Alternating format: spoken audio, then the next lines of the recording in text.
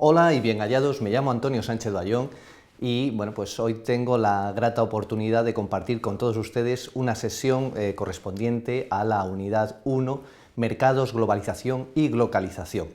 Me he permitido el poderla adaptar para que resulte un poco más amena, puesto que la unidad dispone de ella, y la presentación de hoy, cuya estructura van a ser 30 minutos expositivos, luego haremos un pequeño descanso para participar luego en el debate de las preguntas que hayan ido transfiriendo a lo largo de la sesión.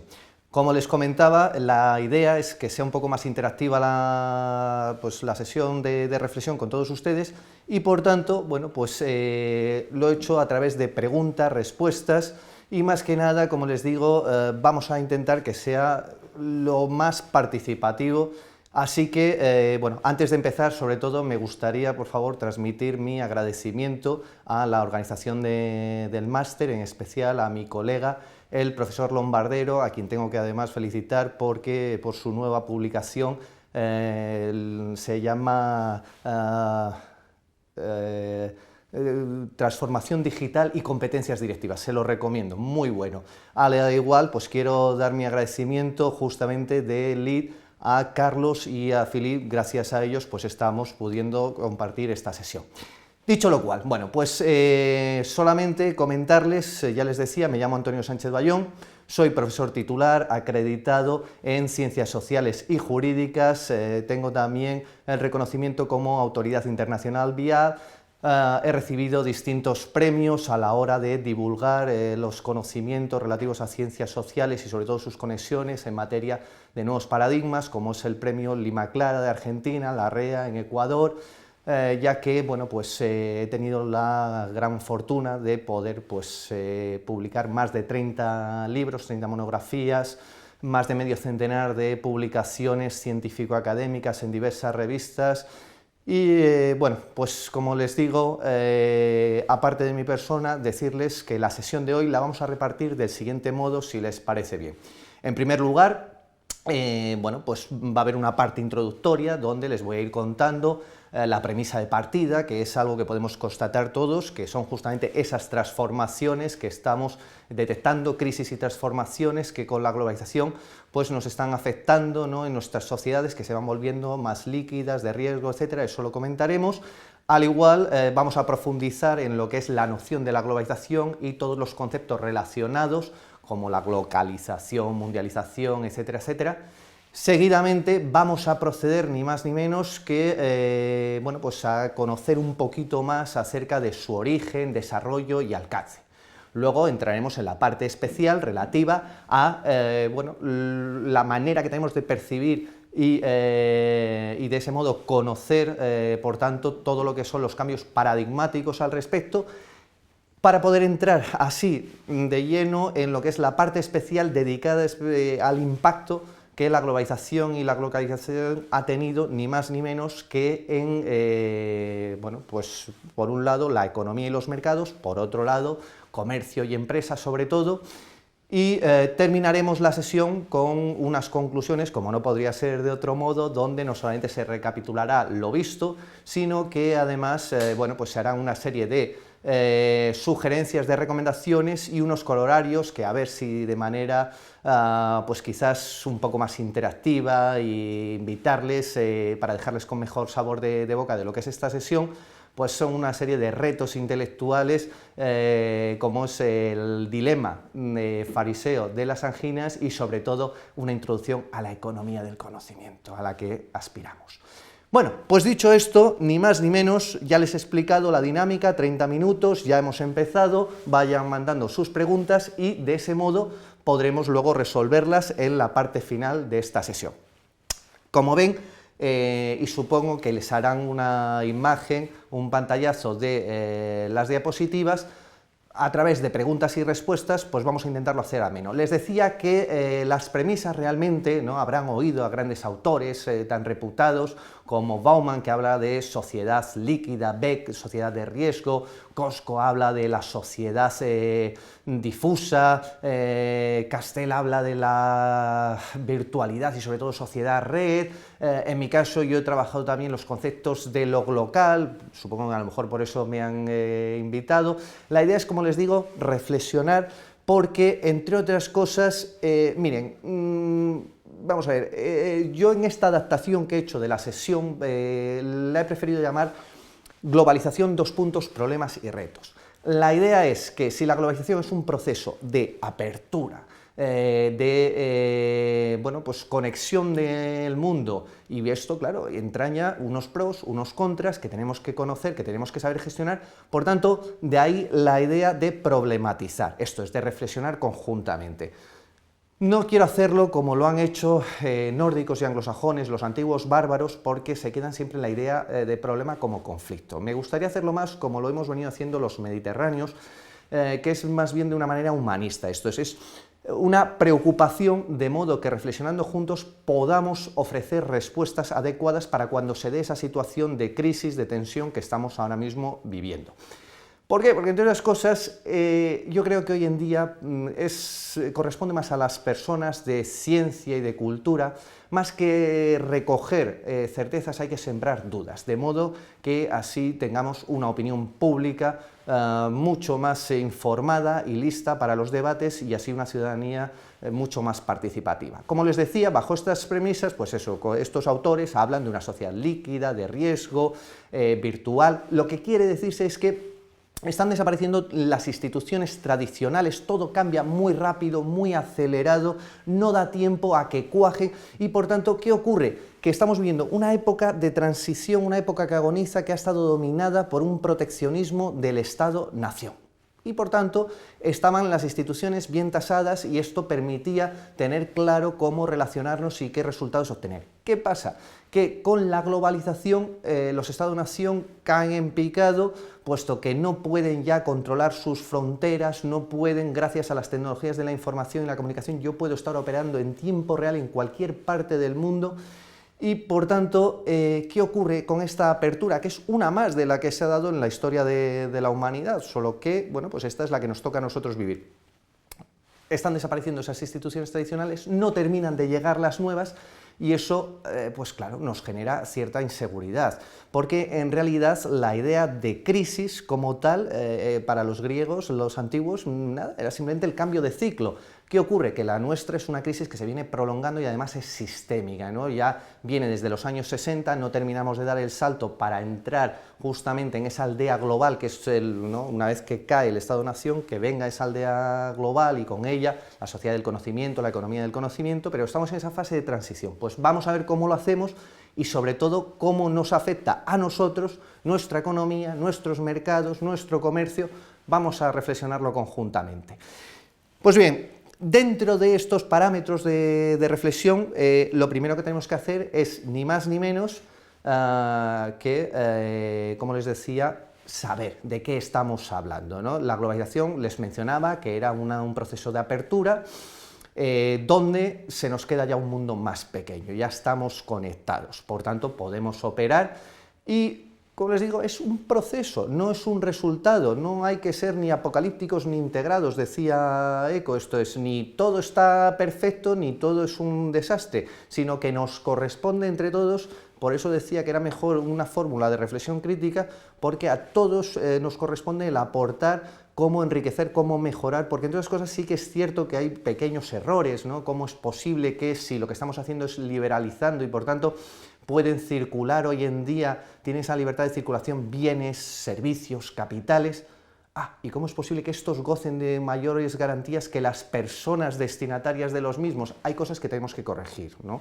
Y ya se irán apuntando pues esos contras, pero habrá otros pros que no hay que olvidarse, y eso es lo que, bueno, pues en cierto modo, si tenemos claro qué es la globalización, por tanto, simplemente proceso de apertura, donde se conecta el mundo, a partir de ahí existen otros conceptos relacionados que permiten matizar, como es la glocalización, que si una es una fuerza expansiva, pues la glocalización es cómo se recibe en el entorno justamente todos estos cambios que trae la globalización, cómo se adapta.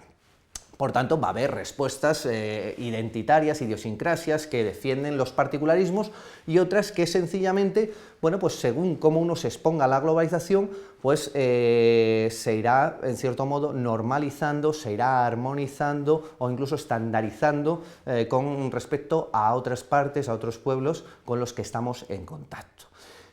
Luego, también otro concepto que nos afecta y quizás es en el que se ha puesto demasiado énfasis, es de origen francés, es la mundialización. ¿Qué ocurre con este concepto? Que lo que habla es de unificación de mercados, como si fuera algo malo, en cierto modo, cuando se rompen las barreras, se entra en contacto con el otro, con el prójimo. Caben dos opciones, básicamente, una, la pacífica y en la que todos progresamos, que sobre todo la comercial, o la de conflicto, la guerra. Entonces, bueno, pues vamos a ver qué soluciones, más que nada, para ir por la primera, la pacífica, la de comercio, y en la que todos podamos salir beneficiados.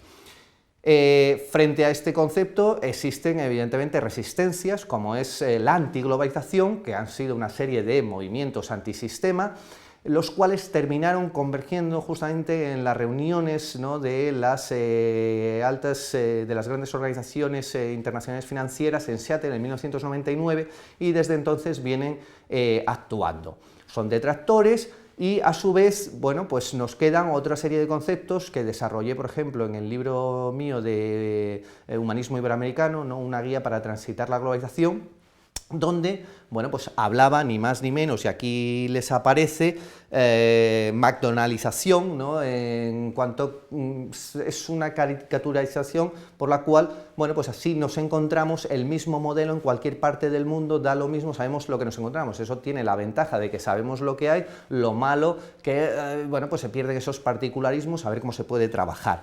Tenemos la idea de aldea global, que es recuperar esa noción que empezó con la Carta de San Francisco en 1945, tras la Segunda Guerra Mundial, en la cual era, para evitar tantos conflictos, vamos a trabajar por fin los pueblos del mundo unidos, y para eso pues iba a ser el tiempo de las organizaciones internacionales que quedaron eclipsadas con la Guerra Fría y que ahora hemos recuperado.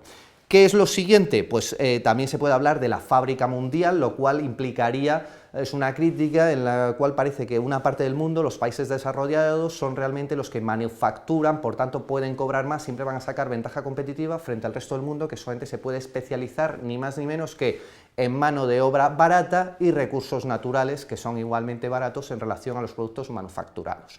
Se puede hablar incluso de las Vegas globales, ¿no?, donde hoy en día las grandes instituciones financieras pueden estar haciendo y deshaciendo la riqueza de los pueblos, moviéndolas a su antojo según sean sus apuestas, y por tanto, bueno, pues también es una visión negativa en ese sentido. Nos queda, por ejemplo, la apartheid también global, lo cual pues indica que realmente hay tres regiones del mundo, prácticamente Asia-Pacífico, América, sobre todo América del Norte con Europa, y si acaso, bueno, pues Oceanía, pero son esas zonas que efectivamente sí se van a ver privilegiadas y van a poder dirigir en cambio al resto de zonas del planeta. No es tanto así, porque hay potencias emergentes, a su vez pues nuevas nociones de cuarto mundo en cuanto que son los países que están en esas potencias emergentes, estos los países vecinos pues de Brasil, India, etc. Es mucho más complicado y ya lo veremos, y por tanto todas estas nociones que remiten quizás a teorías neomarxistas del intercambio desigual, pues podemos cambiarlas por otras más humanistas, como es la interconexión solidaria, donde todos estamos hoy en día conectados y podemos y debemos trabajar juntos. Sin más, bueno, pues en esas paradojas que también se podrían plantear, pues efectivamente, cómo puede haber más liberalización y favorable a las cosas y no tanto a las personas, eso tenemos que cambiarlo. Cómo es posible que se hable de una mayor interacción mundial, donde parece que es la voz, ¿no?, la globalización es lo que dicen las grandes potencias. Pues no, estamos todos llamados a participar, porque vuelvo otra vez al mismo y les explicaré a continuación, la globalización tiene distintas fases y estamos viviendo ya en el tránsito de la globalización 2.0 a la 3.0, ya lo veremos. Por tanto, eso sí, quedémonos con la idea de que es necesario rehumanizar, resocializar el mundo en el que vivimos en esta globalización, este proceso, no está acabado, estamos en ello. ¿Ventajas e inconvenientes? Bueno, ahora lo veremos eso mejor directamente en el corolario, de modo que sí que podamos tener claro que ¿cuál es el origen de la globalización? Ni más ni menos que el fin de la Guerra Fría, por tanto, tenemos que datarlo allá sobre el año 1989, con la caída del muro de Berlín, pero esto es un poco más largo, por eso es mejor fijarlo hasta el 94, que es cuando se reunifica Alemania. En ese proceso, entre el año 90 y 94, a su vez van surgiendo las nuevas repúblicas, cuando cayó la URSS, se desmembró. ¿Esto qué supone? Que de pronto se incorporan a la economía global nuevas repúblicas y, por tanto, claro, hay nuevos participantes, nuevas oportunidades, y a su vez, no se olviden, las tecnologías de la información y la comunicación. Hasta entonces, durante la Guerra Fría, habían estado en manos militares. Por tanto, ¿qué ocurría? Que todo el espacio aéreo estaba restringido. Por tanto, claro, queda abierto a la sociedad civil, y comercialmente entonces empieza todo lo que son los vuelos charter, todas las compañías, EasyJet, etcétera, etcétera. Porque se pone al alcance de la sociedad civil. Lo mismo pasa con los satélites, que antes eran de defensa, pues pasan justamente a las grandes compañías, y de ese modo es el boom de la telefonía, de la televisión también vía satélite, etcétera. Esto, incluso todo lo que son los chips de armamento, pues lo pasamos a nuestros hogares, lo que es la domótica, y por tanto todo este boom que hemos tenido de pequeños electrodomésticos que cada vez, bueno, pues forman parte de nuestro día a día. Bueno, pues en ese entorno, eso es lo que ha permitido conectar, y por tanto se puede distinguir tres fases, ¿no? La globalización 1.0, que es ese boom en los años 90, donde se nos queda un pequeño mundo, ya estamos conectados.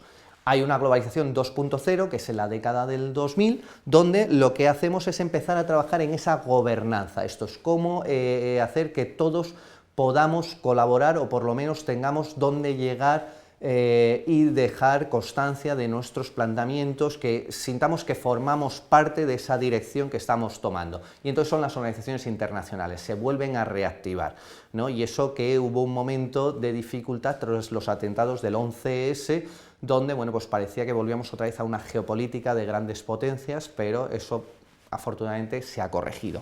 Y nos queda la 3.0, que es una mayor participación ciudadana, gracias justamente pues a Internet y a otras tantas redes que lo soportan. Lo que pasa es que es eso, que bueno, pues necesita que no nos adhiramos entonces o bien integrados o bien apocalípticos, sino que tengamos nuestra propia voz y de ese modo colaboremos. Luego, como insisto, es muy importante tener una opinión pública bien informada y participativa.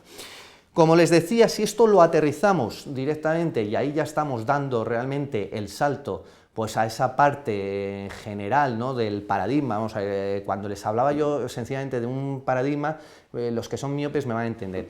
Son las gafitas, esto es cómo nosotros percibimos y gestionamos el mundo, la realidad, nuestro entorno. Entonces necesitamos ir adaptando y formando una serie de conceptos, de teorías que nos permiten a su vez ir percibiendo y gestionando, solucionando los problemas que se van dando. ¿Cuál es el problema? Que hoy en día, en esta sociedad líquida, de riesgo, en plena transformación, ya no nos sirven los planteamientos teóricos, hay que ir a otros nuevos, y eso es en lo que estamos ahora mismo, y es algo que, bueno, pues estamos todos llamados a participar. Entonces, de ese modo, y teniendo claro que es necesario ese cambio paradigmático, vamos a ver esto cómo se aplicaría justamente en la economía, los mercados, el comercio y las empresas, de modo que podamos retirar vamos a tratarlo de modo como si fueran revelaciones, retirada de velos de confusión. Esto es, vamos a empezar, ¿no? Nos hemos graduado ya por fin nuestras gafitas y vamos a poder empezar a ver mejor qué es lo que hay, cuál es nuestro entorno, cuál es nuestro medio social, nuestro medio natural.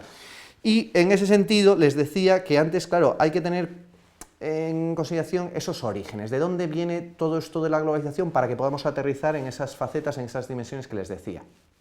Teniendo ya clara la noción de esa apertura, esa conexión, y por tanto esas delimitaciones con conceptos afines, el origen viene sobre todo con una norma que aprueba el Congreso de los Estados Unidos, que es la Reciprocal Trade Accord Act, ¿no? El acuerdo justamente de transacciones recíprocas de 1934, aprobado en Washington. Y dice uno, pero bueno, ¿cómo es posible que un país vaya a aprobar una ley que se aplique al resto del mundo? Bueno, pues en este sentido, porque los estadounidenses ya van cambiando las reglas del juego, ya la soberanía no solamente allá donde llegue tu fuerza física, sino también el soft power, esto es, donde llegue tu influencia.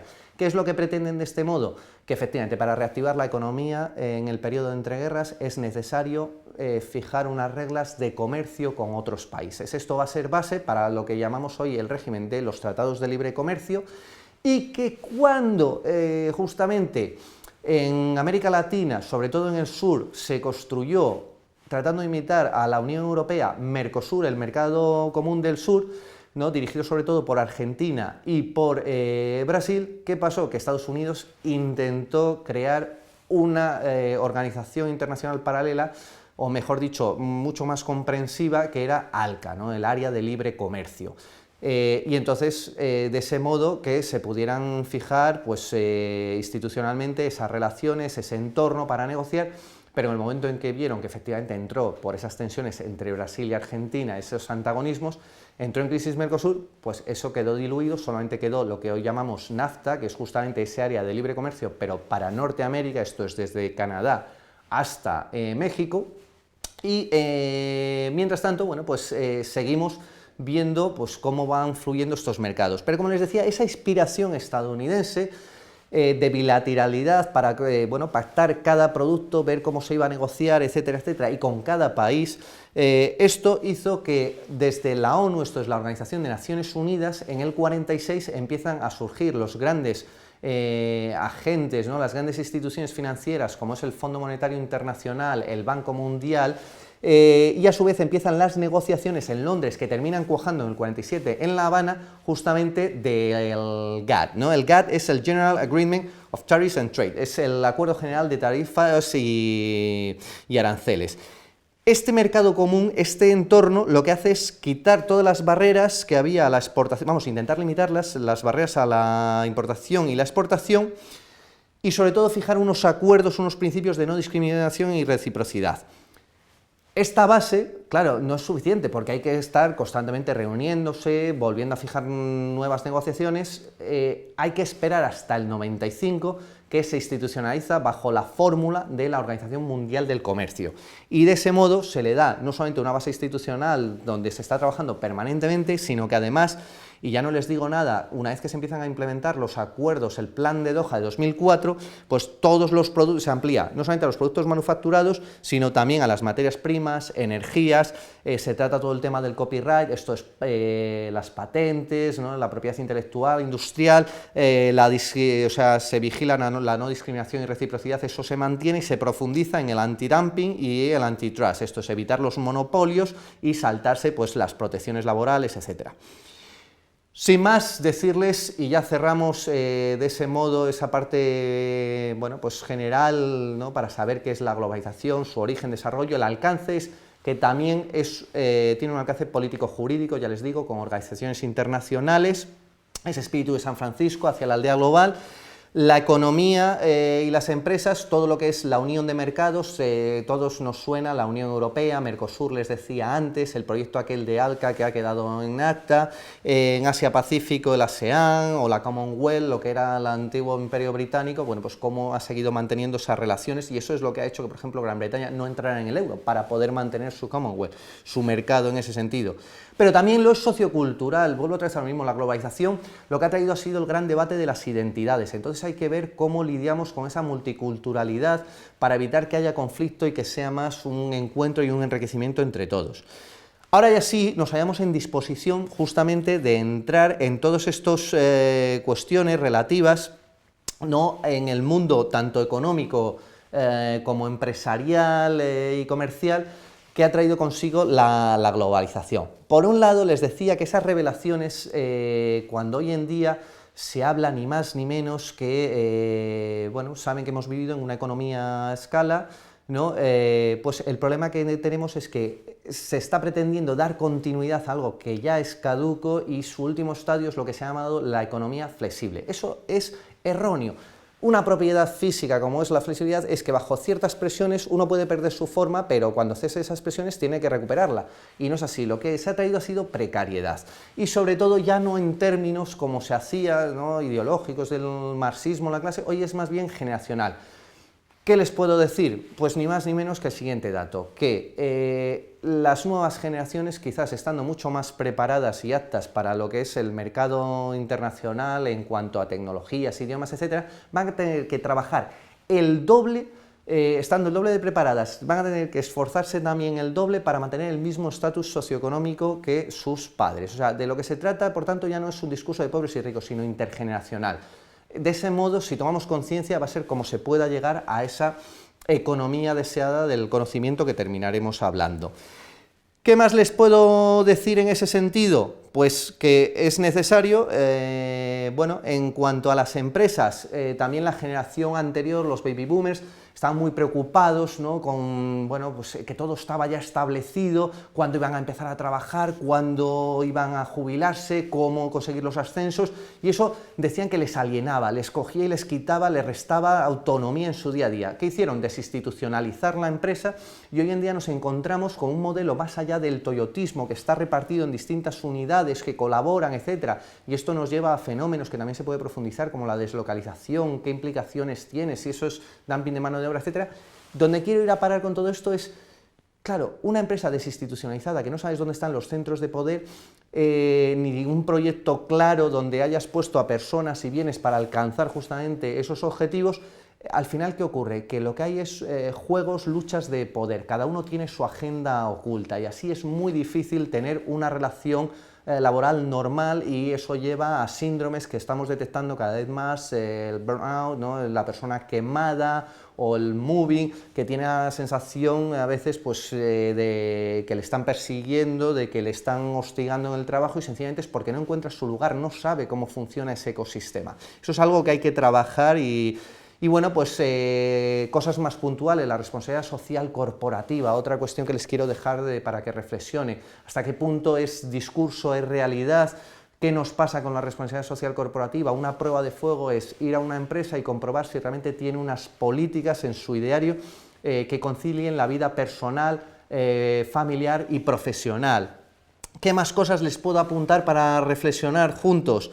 Pues ni más ni menos que en el tema del comercio, pues también hay que ir acabando con esas inercias indirectas u ocultas, como son las ayudas y subvenciones, ¿no? Porque nosotros, por ejemplo, los europeos, nos jactamos de que efectivamente damos una protección pues a nuestros trabajadores y a los productos de máxima calidad, pero que en realidad no dejan de ser barreras. ¿Por qué? Porque tenemos la PAC, que estamos subvencionando a nuestros agricultores, etcétera, etcétera. Por tanto, es muy difícil entrar dentro de nuestro mercado. Lo hemos liberalizado en el interior, pero no de cara, por ejemplo, a la producción magrebí. Lo tiene muy complicado entrar, o sea, no son unas reglas sanas, y aún así nos atrevemos a poner siempre en nuestros acuerdos de negocio con terceros países la cláusula de democratización o democracia, por la cual decimos, ¿no?, que queremos ayudar a que se extienda la democracia. En realidad es una manera que tenemos para poder rápidamente, en cuanto no nos interesa cómo está establecido el acuerdo, denunciarlo y por tanto renegociar sacando ventaja. Cuidado con esas cosas.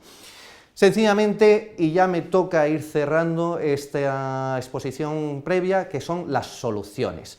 ¿Qué soluciones me gustaría ante todas estas confusiones?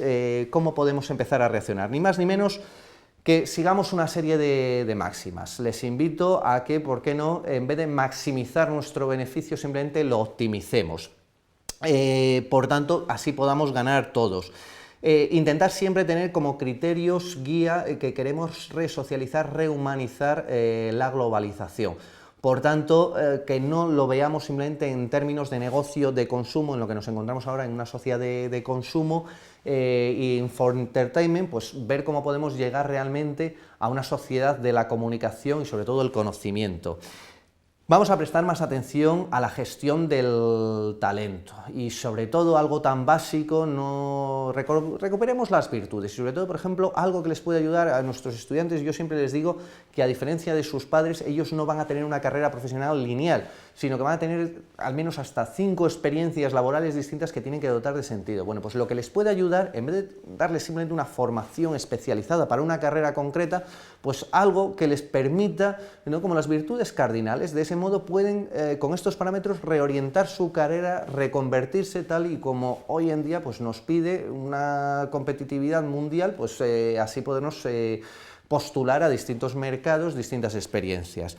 ¿Qué más les puedo comentar? Pues por ejemplo dentro de la empresa sería conveniente incluir un departamento o sección justamente de protocolo que gestione mejor pues, la diversidad multicultural que nos podamos encontrar, a su vez que resuelva, ¿no?, con mecanismos de resolución alternativa de conflictos, mediación, arbitraje, conciliación, pues que dirima cualquier tensión que pueda haber, más que nada para hacer un ecosistema dentro de la empresa viable.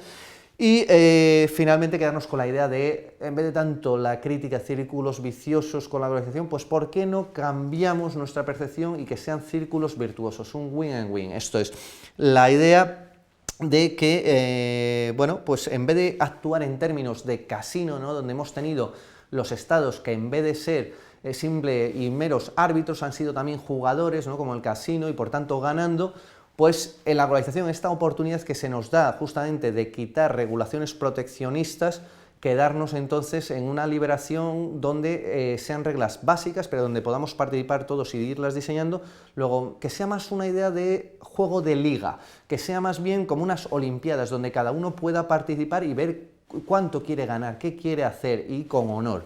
Sin más, bueno, pues había dicho que nos quedaba simplemente como corolarios el que les dijera qué es eso del el dilema fariseo de las anginas. Mire, cuando en oratoria se habla del dilemas fariseos, se tratan aquellos que te ponen en una falsa disyuntiva, que tienes que elegir una cosa o la otra, y elijas lo que elijas, te has equivocado. Entonces, las anginas, miren, tiempo atrás se recomendaba a los médicos que los niños, cuando tenían muchas infecciones de garganta, pues lo mejor era quitarles las anginas. ¿Qué es lo que pasaba? Que de ese modo ya desaparecían estas causas de infección, pero claro, quedaban tremendamente expuestos. Pues eso se supone que es la globalización, ¿no? Que o quitamos las anginas, quitamos las barreras, ese proteccionismo, y por tanto nos dejamos llevar por cuáles son las tendencias de los mercados mundiales, o nos protegemos, pero el problema es que no podemos crecer y estamos constantemente con pequeños constipados. Pero claro, el momento en que nos constipemos de gravedad. Pues miren, por eso es un dilema fariseo, porque eso no es así. Podemos adaptarnos de manera progresiva y programática. No se trata de quitar todo lo conseguido en cuanto a protección de las personas, hemos dicho que hay que rehumanizar, sino ver cómo conciliamos y cómo tendemos hacia esa armonización global.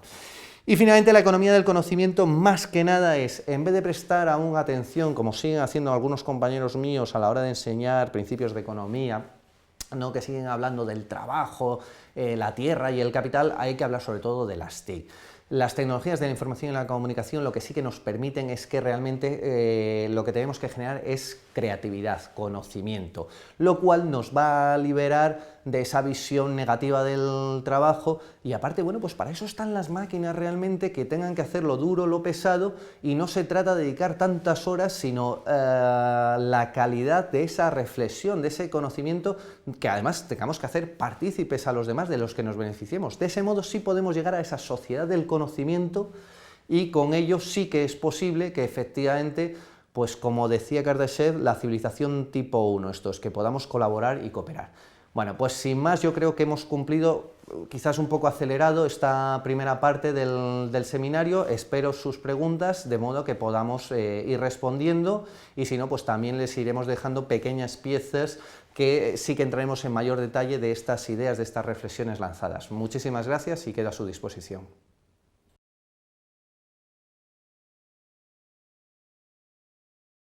Ya estamos aquí de vuelta y la verdad, bueno, gracias por sus intervenciones. No han sido tantas como me hubiera gustado, pero bueno, me voy a centrar sobre todo en dos. Una quizás un poco más genérica y que además podría dar motivo para otro seminario, que es ese papel de las organizaciones internacionales y cómo va a afectar pues economías, mercados, comercio, etcétera, etcétera. Más que nada pensando sobre todo, me han dicho, con la Unión Europea. Miren, esto es teoría básica de organizaciones internacionales. Como les decía, Bueno, pues ha habido imperios que a través de la fuerza han ido dirigiendo, ¿no? El Imperio Romano pues iba asimilando y efectivamente sí les dejaba participar con el Jus Gentium, pero poca cosa. Luego se intentó de manera intelectual con las universidades, ¿no? Y se trataba un derecho común, pero claro, esto lo hacían las élites, pero no llegaba a todo el mundo. Y finalmente, con las tecnologías de la información y la comunicación, con las organizaciones internacionales, sí estamos logrando por fin que haya un derecho internacional global donde puedan participar todos los pueblos, porque el error sería intentar imponer el modelo de unos pocos pueblos a los demás, por eso llevaría al conflicto. Entonces, ¿qué es lo que ocurre? Que todo esto empieza en el 19 con lo que se llama el Concierto de Naciones, son pocos los países, van creciendo, en el 20 la sociedad internacional se van incorporando, nuevos países serán más grandes, más pequeños, etcétera, etcétera, pero participan y tienen el mismo peso. Y no les digo nada después de los procesos de los años 50 y 60 de descolonización en África y en Asia, surgen el resto de países que hoy ya conocemos. Bueno, pues de lo que se trata es que las organizaciones internacionales tienen que ser esas plataformas que permitan justamente que puedan todos los actores que puedan tener un lugar de reunión, de debate, que sea por consenso. Y por tanto, en el sentido de la Unión Europea es especial porque es cierto que nace con unos intereses económicos tras la Segunda Guerra Mundial para reconstrucción, etcétera, etcétera, pero luego se dan cuenta que efectivamente, que es que no solamente tiene que ser una cuestión de mercados, de aranceles y tal, sino política, ¿no? Una ciudadanía europea, que siguen teniendo problemas de desafección, no terminan de ver eso de las plurilealtades, de yo soy europeo, soy español, soy catalán. Son cuestiones que hay que trabajar para que efectivamente, bueno, pues lo local y lo global estén interactuando y sin impedimentos. ¿Qué ocurre con la Unión Europea? Que es que además no solamente es organización internacional, sino que a su vez tiene vocación de Estado federal. Entonces ese es el eterno debate y donde estamos teniendo problemas. Por eso, claro, no salió algo que se llamaba al mismo tiempo tratado para dotar de una constitución a la Unión Europea. Una de dos, o es tratado, es derecho internacional, o es constitución, es derecho interno, etc. En términos económicos, pues cada vez más, como efectivamente la Carta de San Francisco de Naciones Unidas en el artículo justamente 52 invita a que para que tejamos, para que construyamos esa gobernanza mundial donde no es tan claro como lo vemos en los distintos países con un poder ejecutivo, legislativo y judicial, sino que son diversas organizaciones que por razón de jurisdicción y competencia van asumiendo y por tanto, como les decía, el artículo 52 de la Carta, ¿no? Que esta organización, que es la única que tiene alcance mundial y todas las temáticas, lo que invita es que, al contrario, que vayan surgiendo nuevas organizaciones internacionales que se vayan especializando por razones regionales, ¿no? Territoriales, o especificaciones de materia, especialización, pues la OPE dedicada al petróleo, etcétera, etcétera. La OTAN a la defensa, etcétera. Bueno, pues entonces, en este sentido, ¿cuál es el futuro? Bueno, pues si las dejan hacer a las organizaciones internacionales, pues sí podremos tener esa gobernanza donde podamos participar no solamente los estados, sino que también son sujetos de derecho plenamente, ¿no? Pese a planteamientos erróneos que se han ido manejando, que solamente decían estados y organizaciones internacionales porque las han formado los estados. No, también están, y como dice la Carta, los pueblos, los movimientos de liberación, incluso las propias personas con los derechos humanos. Recibimos el reconocimiento de nuestros derechos, pero también podemos exigir su cumplimiento, su respeto.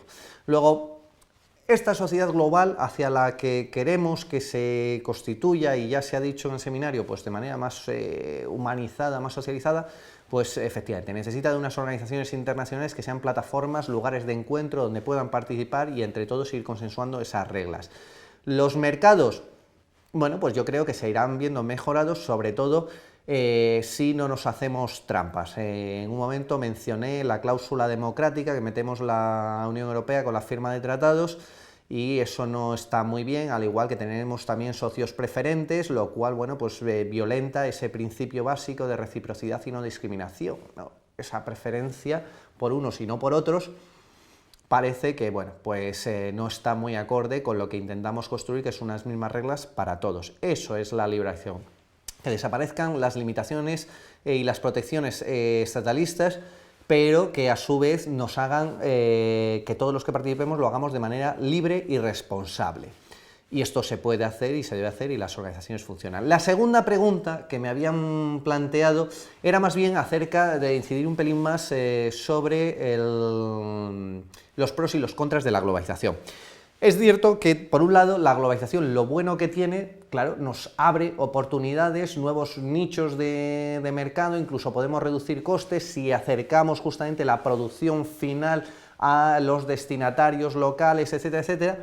Pero claro, eso tiene distintas lecturas. Esa puede ser interesante, pero otra es, oye, ¿y eso no se llamará el proceso de deslocalización, que me lo llevo a otros sitios donde tengo que pagar menos porque es una mano de obra igualmente cualificada? Entonces, claro, ahí estamos haciendo justamente dumping de mano de obra, y ya lo que nos encontramos el extremo, que es justamente con mano de obra infantil, la explotación infantil, etcétera, etcétera.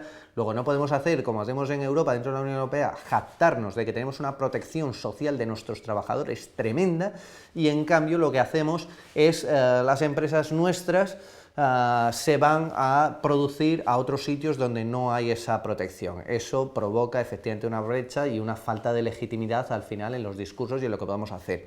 Bueno, pues ante esta situación también, ¿qué ocurre? Que efectivamente, claro, si es un mercado global, un contra que puede mencionarse es justamente perdemos competitividad, ¿no? Antes teníamos un mercado asegurado, mejor o peor, no crecía, estábamos estancados.